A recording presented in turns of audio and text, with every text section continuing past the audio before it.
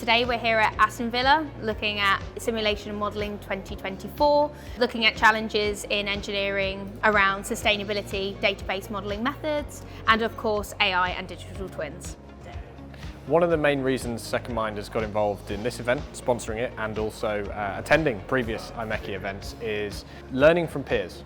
Being able to be involved in innovative projects with some of the same people we're here at the event with, hearing and learning new ideas, new ways of working, but also assessing industry themes that are very relevant to other members and to us as well, and how we can make an impact on those. So events like this for us are incredibly important in training our staff, in bringing more product and industry knowledge into our organisation, but also for us to give back to our fellow peers as well in terms of helping us to bring some of the really cool work we're doing in machine learning, showcasing the effects of that and helping others with their innovative projects.